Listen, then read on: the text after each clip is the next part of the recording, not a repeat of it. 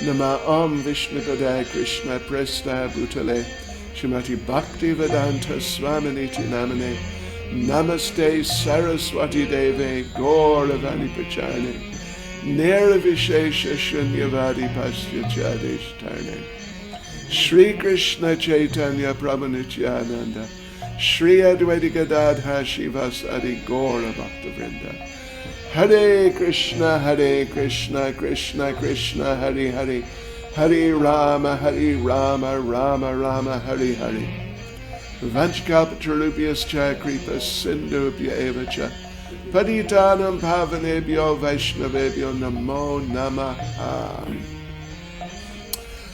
Hare Krishna. So yes, devotees, we're in the 14th chapter, and we're in the second section, which is verse 6 to verse 18, and we're kind of in the middle or somewhere, something like that, in the middle of that section, because there's a few subsections focusing on different specific points. Yes, so the section, verse 6 to verse 18, is the description of the three modes and the results of their association. Right. And yes, we got up to, what did we say? I think we finished 9, is that right? Yeah, so tonight, right now, we begin with 10, and this is a little subsection on its own, verse 10, and we call it the modes compete. The modes compete. There's a type of competition. They're kind of fighting with each other. Who will get control and who will not get control, like that. Okay, so let's read verse 10. Sometimes the mode of goodness becomes prominent, defeating the modes of passion and ignorance, O son of Bharata. Sometimes the mode of passion defeats goodness and ignorance, and at other times ignorance defeats goodness and passion. In this way, there's always a competition for supremacy. Yes. You know, sometimes we talk about how some people, at least, they're sort of, this person's in the mode of goodness, or this fellow's a really passionate fellow, or he's a real tamagoon person. Because it's a fact that a particular one of the three modes may often, it tends to be like that people have a particular mode which is their main mode, more in goodness, more in passion, more in ignorance. But you don't find anyone who's simply in goodness unless they're advanced devotees. You don't find anyone who's simply in passion or simply in ignorance. And indeed, even if one of the modes does predominate in the character of a particular person, but still definitely from time to time, the other modes will also take control for some time.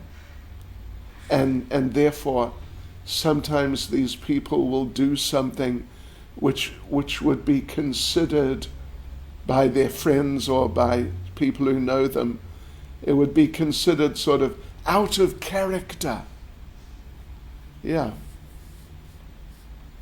So it's like that, and this is what is pointed out here. And there's some interesting points here, actually. So it's not, first point is that it's not just that the modes are just sort of fluctuating of their own accord.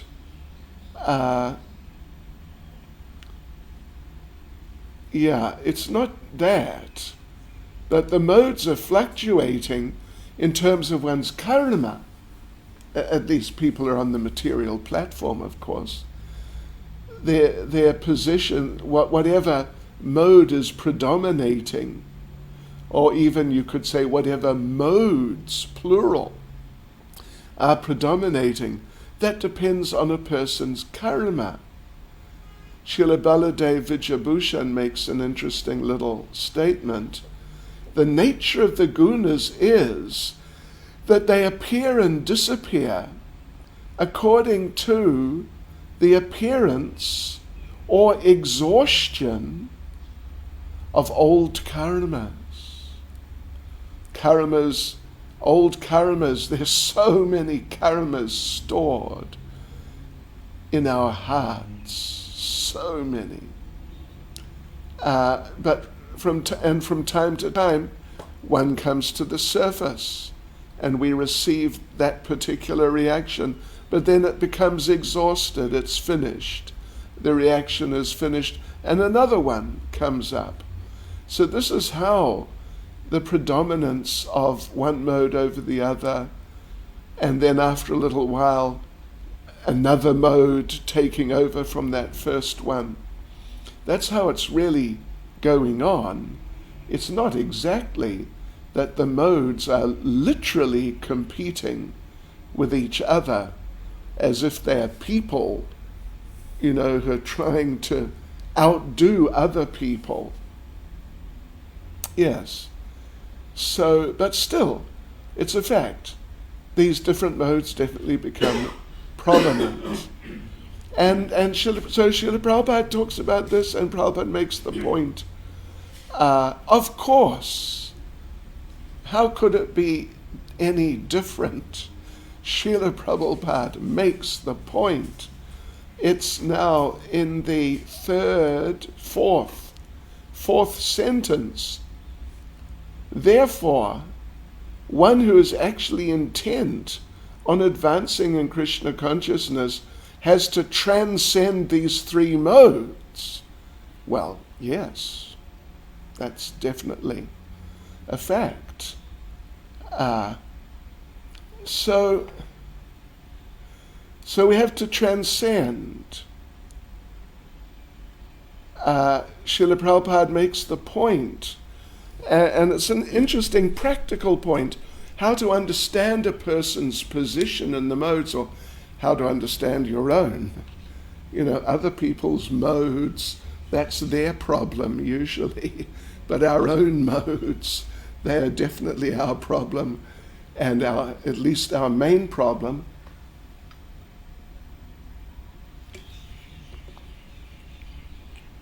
So Prabhupada says, just continuing on in the purport there, Prabhupada says, the prominence of some certain mode of nature is manifested in one's dealings, in one's activities, in eating, etc. All these different aspects of our lives, and they're sort of, excuse me for a sec, kind of prominent things, aren't they? Our interactions, one's dealings, one's interactions with other people. Yes. The activities you perform. So all these things. One displays one's modes, and it's just, it's just unavoidable. It's just unavoidable to display your modes. And therefore, it's important to be a little introspective to understand one's position in the modes. So then Prabhupada goes on to say that this is going to be explained later, like in the 17th chapter, 18th chapter. In these chapters, there's going to be some specific explanations. There's going to be some more here too. But Prabhupada makes the point here, and this is a very important point which I'm going to address here. It's right in the middle of the purport. But if one wants, he can develop by practice the mode of goodness, and thus defeat the modes of ignorance and passion. One can similarly develop the mode of passion and defeat goodness and ignorance, or one can develop the mode of ignorance and defeat goodness and passion. So, as Prabhupada says, if one wants, one can develop by practice. So now that's an interesting point. What sort of practice is Prabhupada talking about? Well, I can mention some things here. This is something very interesting in the 11th canto of Srimad Bhagavatam, 11th canto, chapter 13, verse 4. Lord Krishna is speaking to Uddhava, it's the Uddhava Gita, that one can change one's position in the modes, preferably towards goodness, but one way or the other, one can change, one will change one's position in the modes according to the qualities of certain things that one does, things that one is involved in one's life. And Lord Krishna lists out these 10. Listen to this. According to the quality of, he actually says what scriptures you read, but we could in a broader sense say what literatures you read. Then, number 2, what you drink. Number 3, your association with children or with people in general. Number 4, the place you live in. For example, I'll give you a little example in that regard. It's interesting. There's a saying which Prabhupada mentioned, that if in one place there is a Brahmin and there is dirt, either the dirt will go or the Brahmin will go. But if they coexist, if one of them doesn't go, if the Brahmin and the dirt now are staying together, then it means the Brahmin has ceased to be a Brahmin. So anyway, the nature of the place you live. What sort of place? Is it, airy, pleasant, with enough space? Are you cramped on top of yourself? Of course, is it clean? And what sort of decorations do you have? What sorts of furniture, facilities do you have? So, you can change these things. This is the point. It's one thing to have these things in a certain way now, but you can change your position by changing these things. For example, reading Prabhupada's books more, drinking offered drinks, associating with devotees more or even only with devotees, living in a very sattvic or even very Krishna conscious place like living here in the Radharanath temple. And then another thing, the different times that you do things.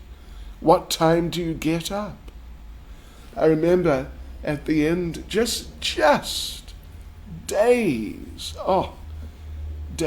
before I moved into the temple in London, probably the first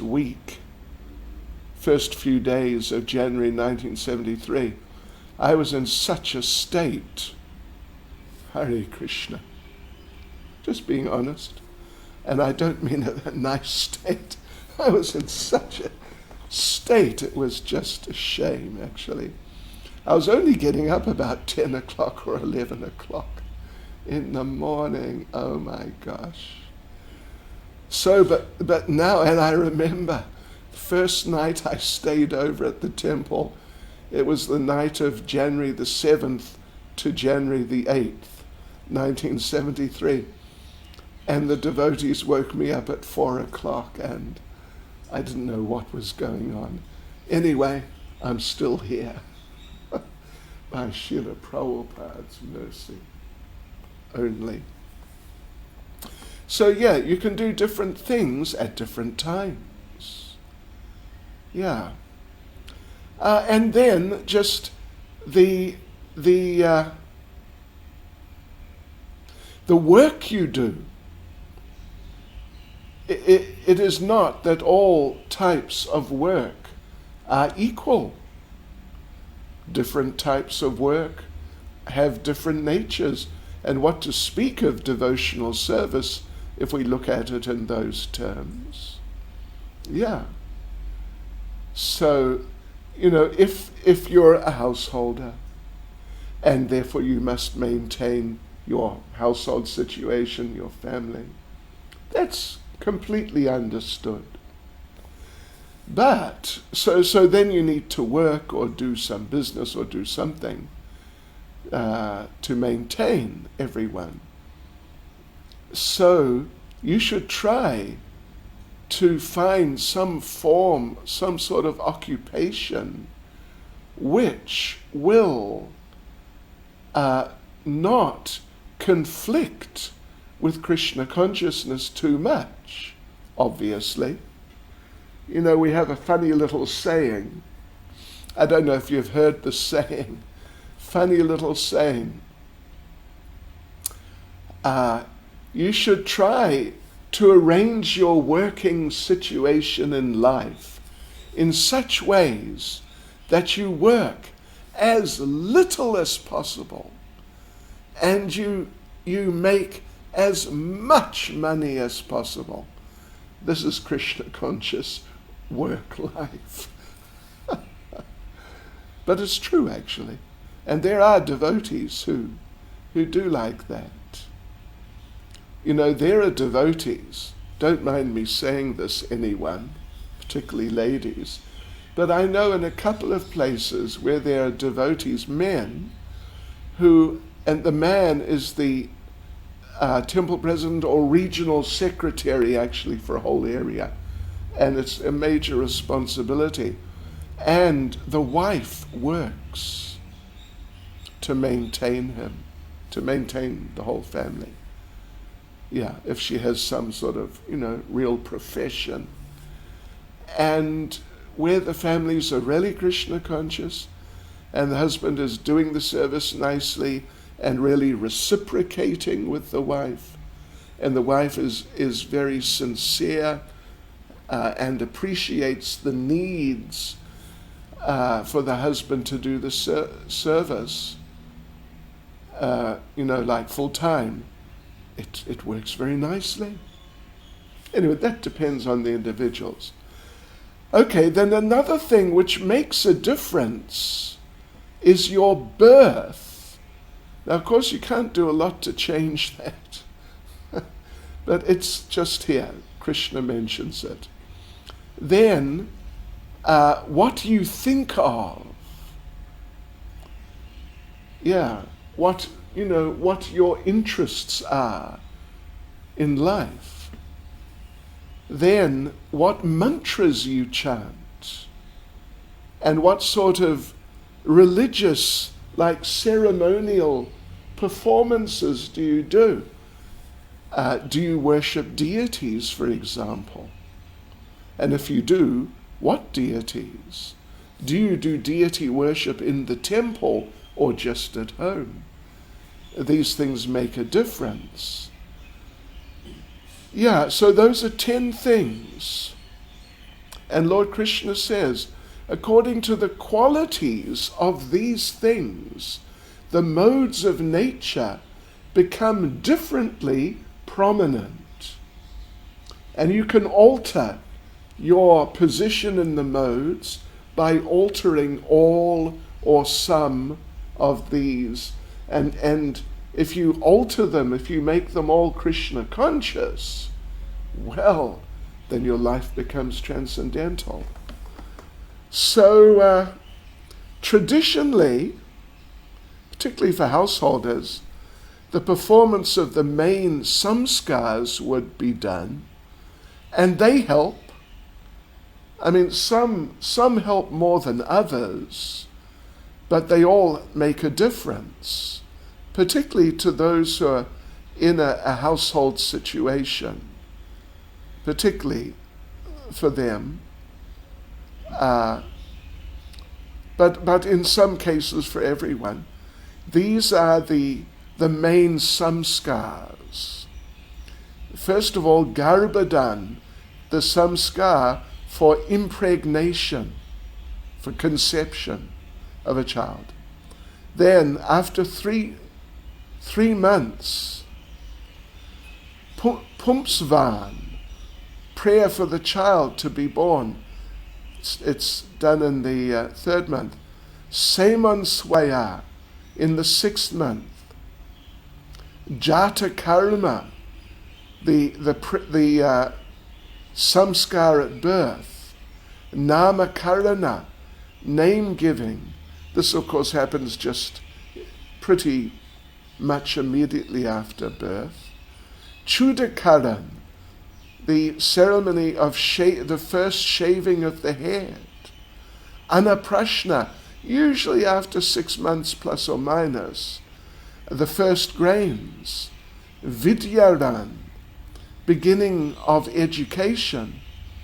So there are samskars done, like specific ceremonies which are done at all of these times, according to Vedic tradition, and particularly for householders. And the idea is, the idea of samskar is that the person for whom the samskar is being done, like a child in all of these cases here, the great majority at least, then the ceremony is done when one is going from, like this one here, beginning education. Just before the education begins, that ceremony would be done so that immediately, more or less, one steps into school. Yeah. And from just being at home and then being in school, like the next day, it's happened to all of us.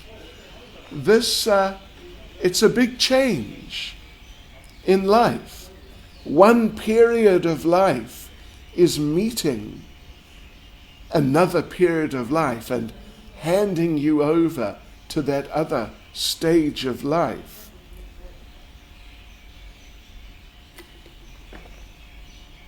So, to help the person, you could say, step into that new phase of life and break from the old one and just really get off to a good start in the next phase of life. They do these samskars. So next one is Yagya Pravit. It's basically Diksha. It's initiation. All of us, we get initiated. I mean, every devotee at least should get, or even must get, initiation. I mean, at least if they really want to practice seriously and they're able to chant 16 rounds and follow the principles, then basically everyone should or even must get initiation. So this applies to all of us. Not just the householders.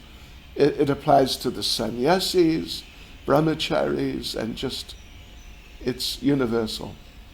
Then samavarta is the samskar when the person finishes their education.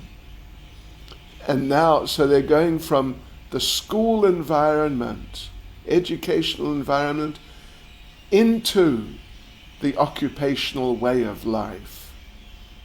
You could say into working, or if they're like, someone like me living in an ashram full-time, then into full-time service.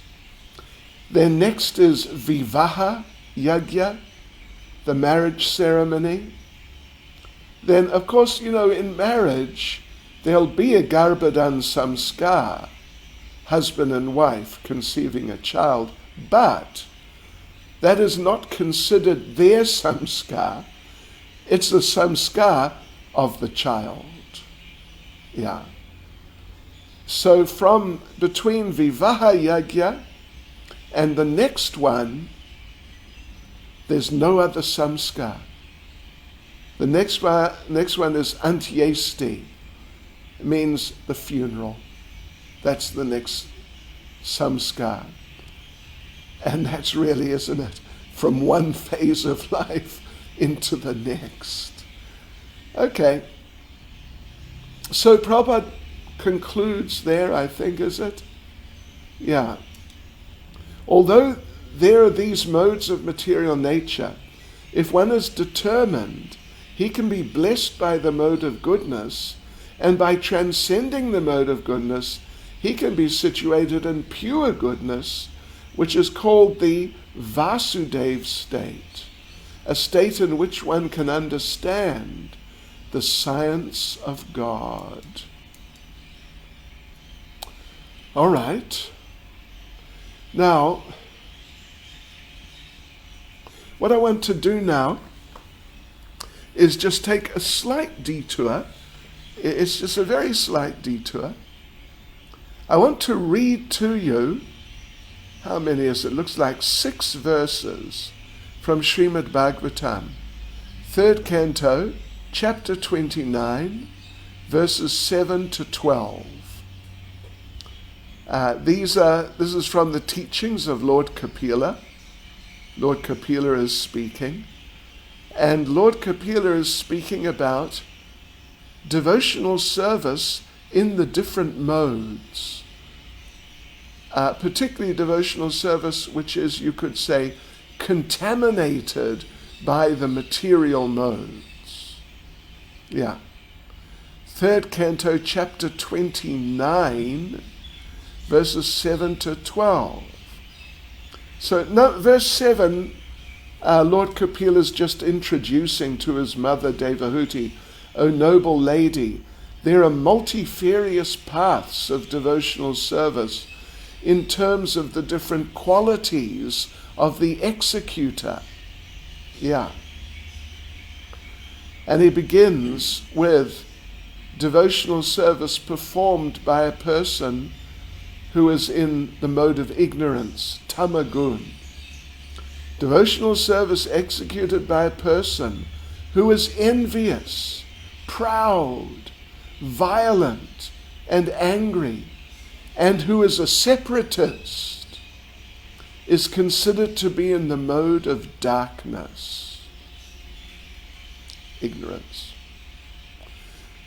Then passion, the worship of deities in the temple by a separatist, with a motive for material enjoyment, fame, and opulence, is devotion in the mode of passion.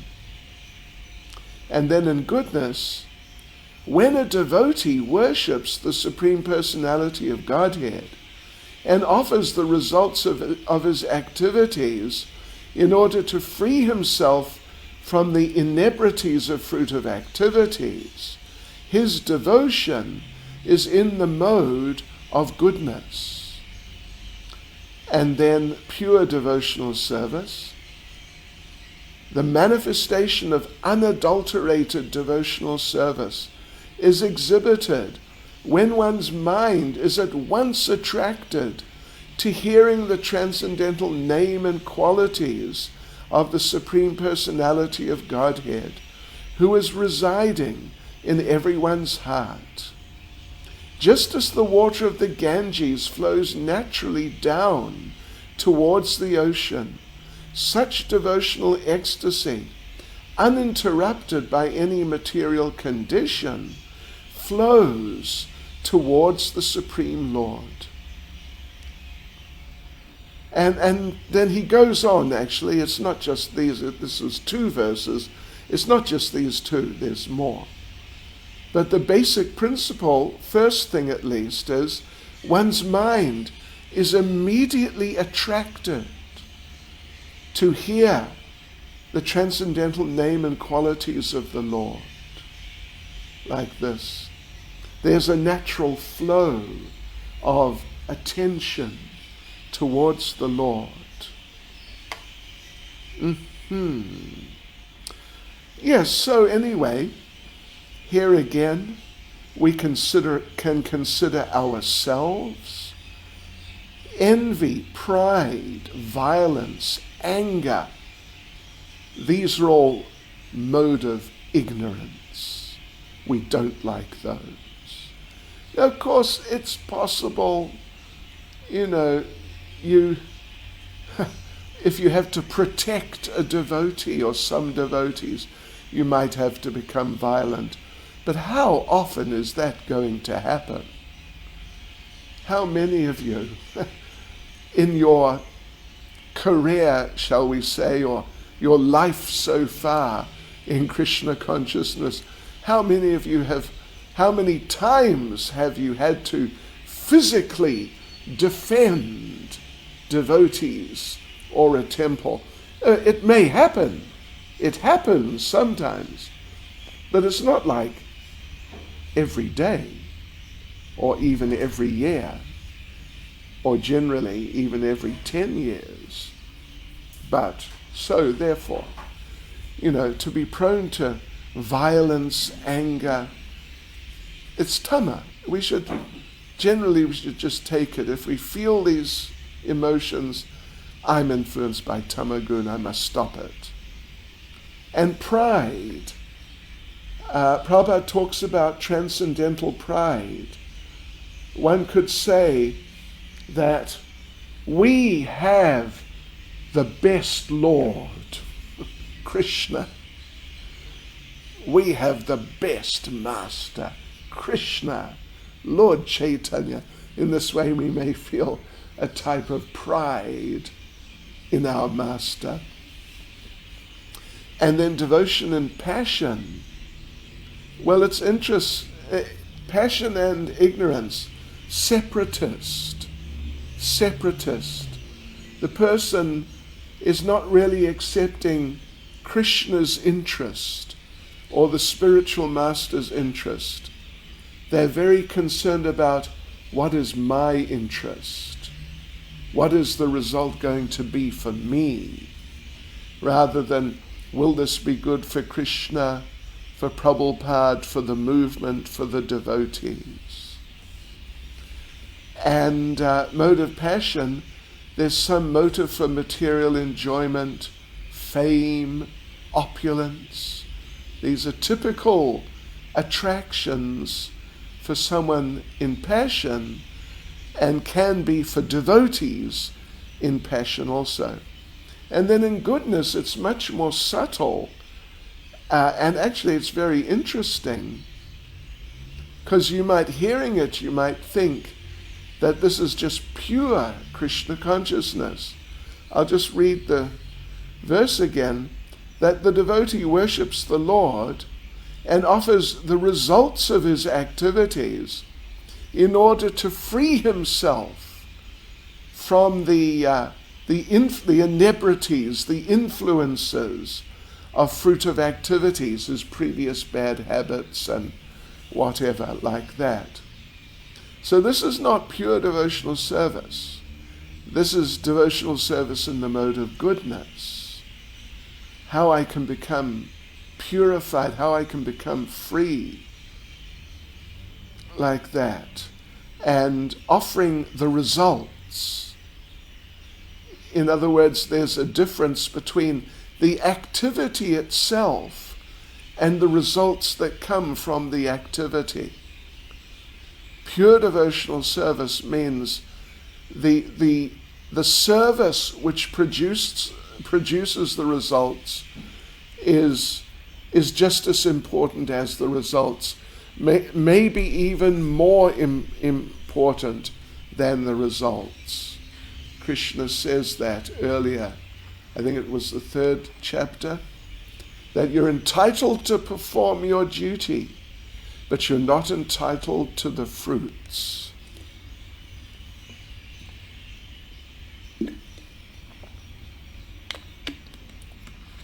How does that verse begin? Karmanyeva adhikaraste ma paleshu kadachana. Sorry.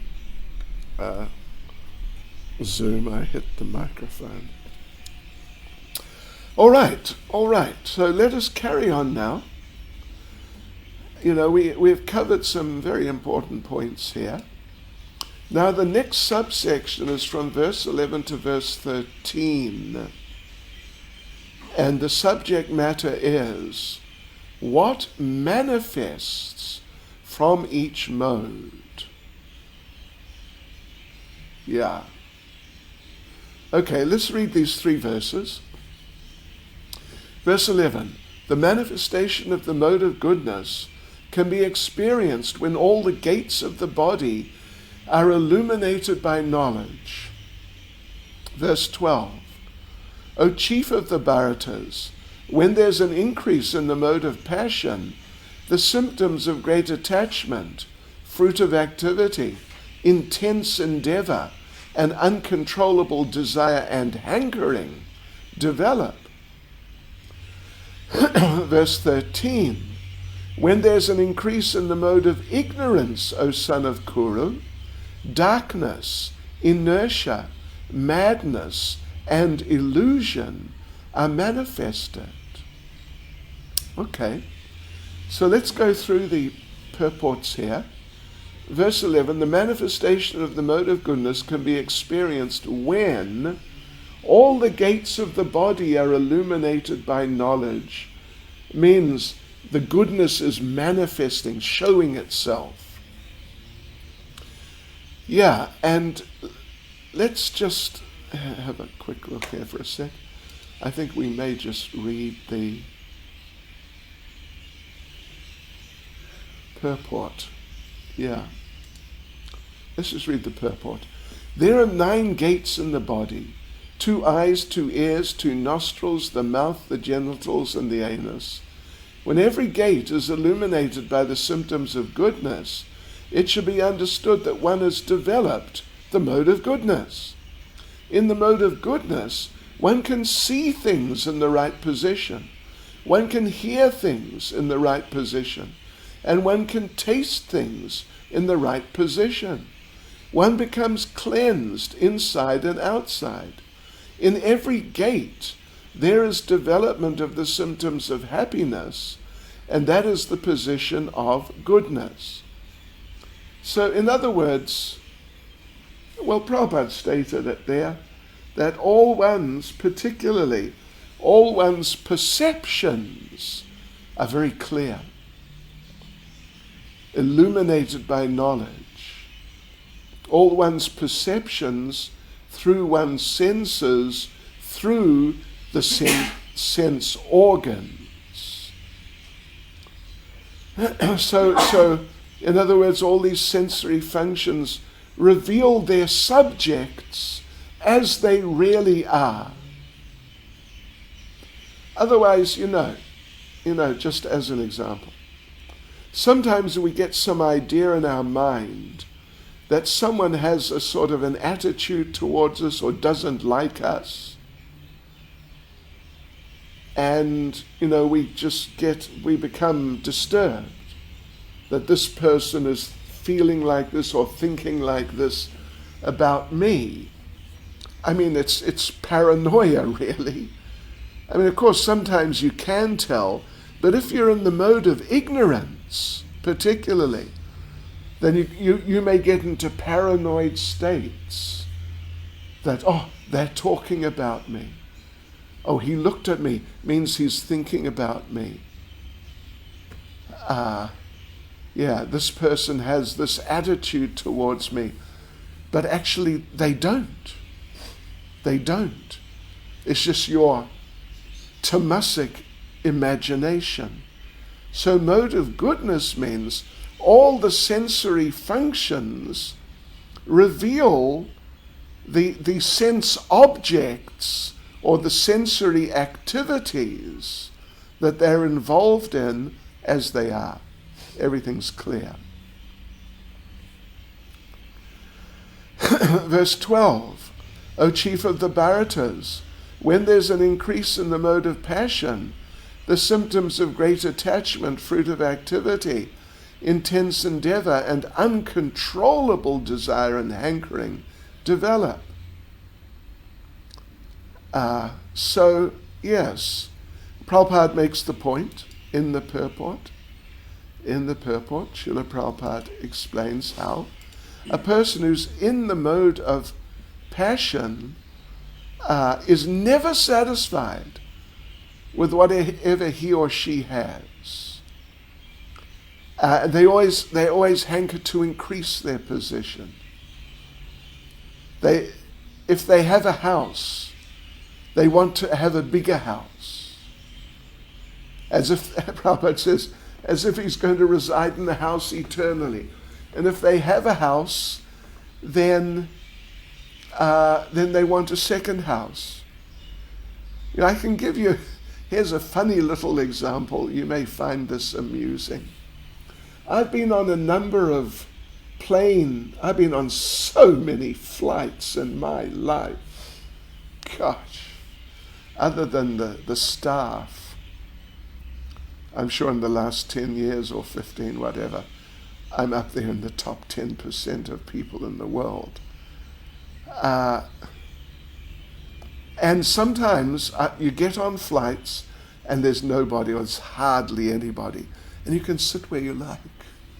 So sometimes I find I sit by the window, and then the person comes along with the drinks, the water or whatever, and then I move over by the aisle. Or then I think, maybe to go on the other side of the aisle. It's interesting. It's the tendency to increase one's residential circumstances. It is. It really is. I mean, I've had experience, and I've told myself, why am I doing this? Okay, yeah. So, the person thinks he's going to live there forever on the aeroplane. And he's going to be with his family forever. Shame. Sorry. The carpet will be pulled out from under your feet before too long. All right, and then verse 13. When there's an increase in the mode of ignorance, O son of Kuru, darkness, inertia, madness, and illusion are manifested. Oh. Right, so Srila Prabhupada says, when there's no illumination, knowledge is absent. One in the mode of ignorance does not work by a regulative principle. He wants to act whimsically for no purpose. Even though he has the capacity to work, he makes no endeavor. This is called illusion. Although consciousness is going on, life is inactive. These are the symptoms of one in the mode of ignorance. There's a joke, let me tell you, a communist joke from Russia that I was told many years ago. The factory inspector comes to the factory to see, how the work is going on. And he walks and sees the first fellow is sitting there reading the paper. He asks the fellow, "What do you do here?" The fellow says, "Nothing." The inspector writes it down. Then he comes around the corner, there's another one. He's asleep. He wakes him up and says, "What do you do here?" The fellow says, "Nothing." And then he walks along, and there's another one. I forget what he was doing, but he was just doing some nonsense. And the inspector asks him, "What do you do here?" The fellow says, "Nothing." And the inspector writes a report. Too many workers doing the same job. Nothing else with that. Tamagun. All right. Baladev Vijabhushan makes an interesting little comment. Absence of discernment. Discernment means discrimination. To discriminate between good, bad, this, that. Absence of discernment, aversion to prescribed duties, getting no results from work, and absorption in the false appear with the increase of ignorance, O son of the Kurus. Absence of discrimination, being averse to performing prescribed duties, getting no results when you do work, and being absorbed in falsity, they appear with the increase of ignorance. And Vishwanath Chakravarti Thakur says, an aspect of ignorance is inattention. For example, the conviction that one does not have something when one is holding it in one's hands. Interesting. How about when your glasses are on your head? Where's my glasses? If any of you have had that experience. Or if they're down here, where are my glasses? Where did I put them? Tamagun. All right, so let's go on to verses 14 and 15. Death in the modes. Let's read the two verses. When one dies in the mode of goodness, he attains to the pure higher planets of the great sages. Great sages and the great devotees. And Prabhupada talks about how there are higher planets. You can go to Brahmaloka, you can go to Janaloka, and there are so many other planets which are higher than here. And Prabhupada makes the point that in these places,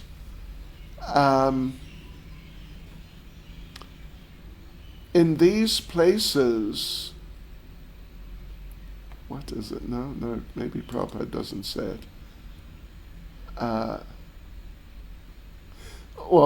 Maybe it's one of our acharyas.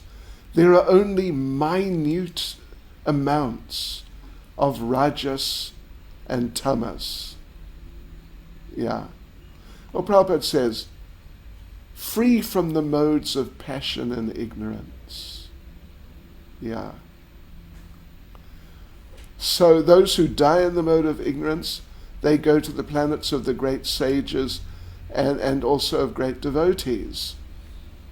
Vishwanath Chakravarti Thakur says such a person may go to the world where live the worshippers of Hiranyagarbha,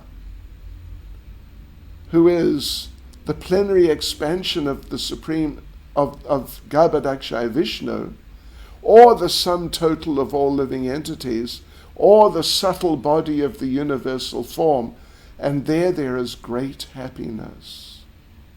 Interesting. Verse 15. When one dies in the mode of passion, he takes birth among those engaged in fruitive activities. And when one dies in the mode of ignorance, he takes birth in the animal kingdom. Yeah. Takes birth among those engaged in fruitive activities. Who's that? That's the human beings on this level. It's not the demigods. They don't really work. Not like we work, at least. In factories. They don't have factories. Yeah. So that's for those in passion. And those in ignorance, they take birth among animals or similar species. The fish, the birds, the insects, like that. Srila Prabhupada talks about how, in the purport, how some people think that once you've come to the human form, you can't go down again. Prabhupada talks about that in the purport. But, sorry folks, this is incorrect. You can go down. You can even take an animal body, or even less than animal, like some insect or something, if you're sinful enough. And therefore, we should at least try to cultivate goodness, and in good association, Prabhupada says, we should take to the mode of goodness, and in good association transcend the modes and become situated in Krishna consciousness. This is the aim of human life. Let us just quickly now, what shall we do? Well, I don't know. Let us start the next subsection, verses 16 to 18, which is talking about three things. There are three verses. Each verse talks of one of three things. First of all, verse 16, what results come from actions in goodness, passion, and ignorance. Verse 17, what develops from goodness, passion, and ignorance. And verse 18, what destination you get when you're in goodness or passion or ignorance. So let's read the verses. Well, you know what we'll do? I'll just read verse 16 and talk about that, and we'll continue on from there, from 17 tomorrow. All right, so the result of pious action is pure and is said to be in the mode of goodness. But action done in the mode of passion results in misery, and action performed in the mode of ignorance results in foolishness. And in the first paragraph, Prabhupada mentions about goodness, but just a sentence. Mainly he focuses on passion. How people, they work very hard, but they just become miserable. Prabhupada gives the example, someone wants to make a skyscraper, and it's so hard, so much hard endeavor goes into it. Money has to be accumulated. Workers have to work. And Prabhupada says, there is definitely great misery. And I could mention, I used to go every year, at least once, generally once, sometimes a couple of times, to St. Petersburg in Russia, which is a purpose-built city. And it was a tidal area, and they had to dredge it, and it was very difficult. It was so difficult, and they didn't care for the workers one little bit. So out of about 500,000 workers, about 100,000 died. and therefore a nickname of St. Petersburg. If you're from St. Petersburg, don't worry about it too much, all right. They call it the City of Bones. And Prabhupada says at the end of the first paragraph, there may be a little so-called mental happiness. I have this house or this money, but this is not actual happiness. Srila Baladev Vidyabhushan says, the result of actions in Rajas is a little happiness with an abundance of grief. And then in paragraph 2, Prabhupada discusses ignorance. It's all useless. All the activities are just useless. And they go to animal life, which is always hopeless and miserable and completely useless. Prabhupada talks about how unadvisable it is to kill animals. This is real ignorance. And you have to pay for it. Even you kill an ant. Even you kill an ant, you pay for it. You know the story of Manduka Muni?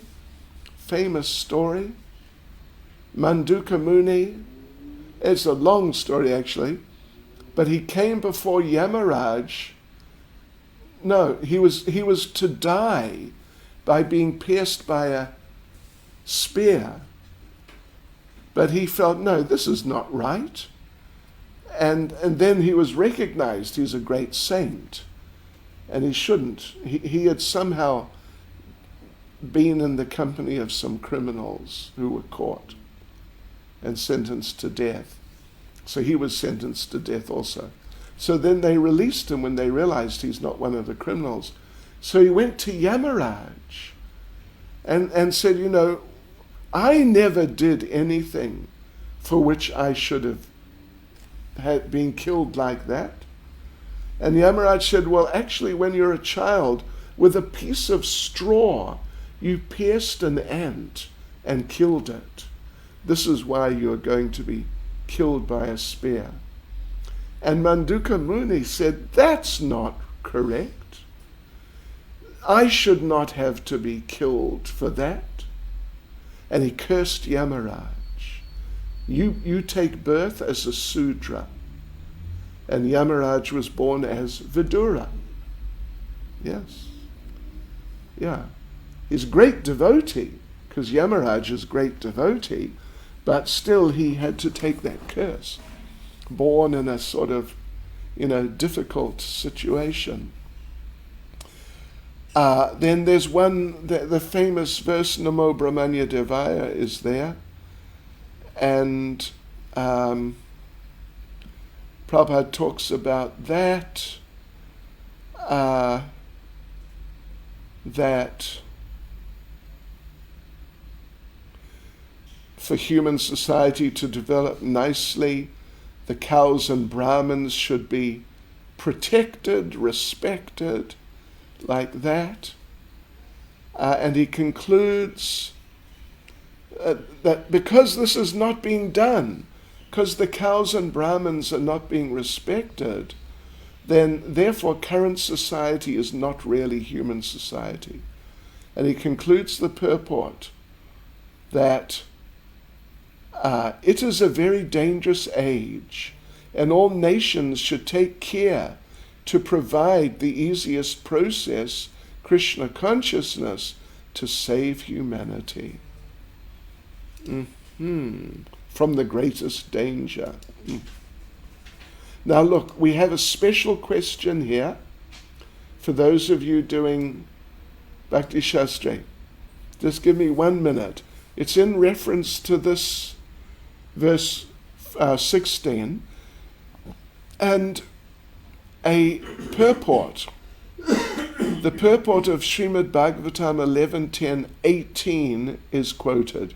11.10.18. It may be argued that an intelligent person can expertly perform pious activities within the material world, and thus never experience suffering, since unhappiness is caused by sinful or impious activities. However, we often observe great suffering even among pious, intelligent persons, because they sometimes fail in the execution of their duty and sometimes consciously or unconsciously perform a forbidden activity. With this argument, the Lord refutes the theory that simply on the strength of material piety one may remain perpetually happy without Krishna consciousness. Wow, that's good, isn't it? So the question is, citing a purport that was mentioned in the class, this one, 11.10.18, that was mentioned pertaining to pious activities, fill in the blanks. The Lord what? The theory that simply on the strength of what one may remain what without Krishna consciousness. Anyway, you have a look there, you'll see.